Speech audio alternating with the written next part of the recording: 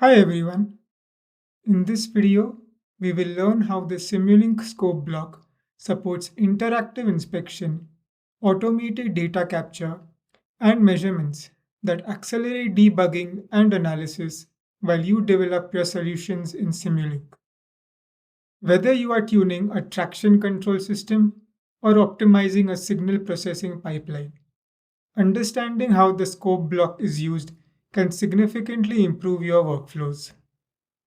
In this video, we will use a DC motor shaft speed control model to go over useful features of the Simulink Scope block. In this model, a digital PID controller tracks the desired motor shaft speed despite the presence of a simulated step disturbance and measurement noise. The scope block captures shaft speeds, the input voltage command, and the disturbance. The scope block is the in-model tool for visualizing and logging time domain signals during simulation. Depending on your use case, you can configure the general scope settings for frame-based processing to visualize frames of data at each time step, such as audio or images. Sample-based processing is ideal for visualizing signals that stream scalar data. We will use sample-based processing here since we are sending scalar data to the scope block. Next, you can check the log data to workspace box to log visualized signal data in one of four available formats into a variable that you name. The format you choose depends on the type of the signal you are logging, how you plan to post-process the data, and any memory or performance constraints of the Simulink model you are working with.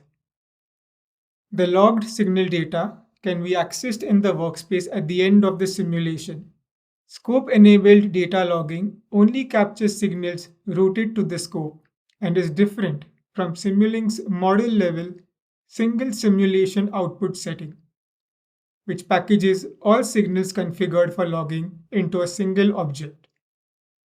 This setting is beneficial for repeatable and programmatic execution of the Simulink model from a MATLAB script.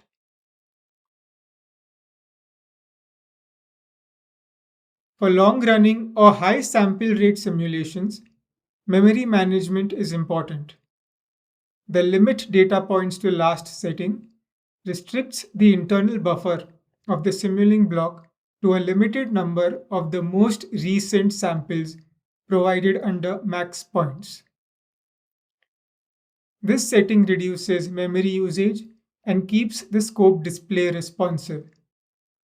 Here, we display only the final 200 sampled data points of the simulation. Alternatively, you can use the decimation option to plot and log data points at intervals larger than that of the model sampling period. This reduces overhead by decreasing display density and reduces the size of the logged workspace variable, while preserving overall waveform shape in the scope display. Consider using these settings when model sampling rates are high. For example, when you have high measurement rates of the motor shaft speed. Beyond visualization and data logging, the scope block offers built-in measurement tools. Signal statistics compute quantities such as the minimum, maximum, mean, and standard deviation of the portion of the signal zoomed in on the scope display. These statistics are useful for performing quick sanity checks, such as assessing sensor noise levels in measurements of the DC motor shaft velocity. Here, the RMS of the sensor noise is determined by simply simulating a stationary DC motor shaft. The peak finder identifies local maxima and their corresponding timestamps. You can set a threshold that a signal value must exceed to qualify as a peak, limit the number of peaks displayed, and label them directly on the plot. This is especially useful for quantifying transient spikes, overshoots, or jitters in signals, such as in the voltage supplied to the DC motor. Lastly, triggers give you fine control over how the scope block updates its display. You can configure the scope to respond to specific events in the signal, such as a rising or falling edge that crosses a threshold. In this video, we configure an edge type trigger that makes the scope block capture the first instance of the measured DC motor shaft speed, overshooting a threshold value in response to a step input command. That is, at the halfway mark of a completed simulation along the time axis. More information on the types of triggers available and their use cases can be found in the documentation. To control or analyze a simulation, you can use the quick access bar in the scope block to run or pause a simulation and inspect the state of a signal. Moreover, you can step forward or step backward through multiple time steps. Stepping back requires that the Enable Stepping Back box is checked, as it works by storing simulation data in memory. Note that increasing the number of saved back steps or reducing the interval between them raises memory usage and slows down the simulation. The snapshot feature offers a lightweight alternative for signal analysis. It freezes the current scope trace for you to examine offline, while the simulation continues running in the background, making it ideal for catching transient behavior in long or infinite horizon simulations. Here, we take a snapshot of the signal trace to examine the response of the DC motor shaft and voltage at a step input command.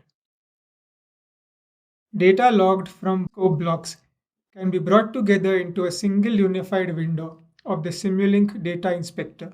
It supports multiple subplots, zooming, and data cursors, and offers visualization modes including time plots, array plots, and XY plots. The Simulink Data Inspector can also compare signals across simulation runs, making it a valuable tool for iterative design. You can modify parameters or model structure, rerun the simulation, and immediately see which signals have diverged beyond a predefined tolerance.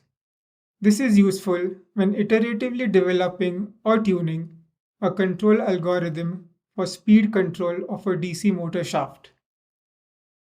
Here, we compare the voltage inputs to the DC motor generated in run 5 and run 6, where PID controller gains are tuned for a faster system response in run 6.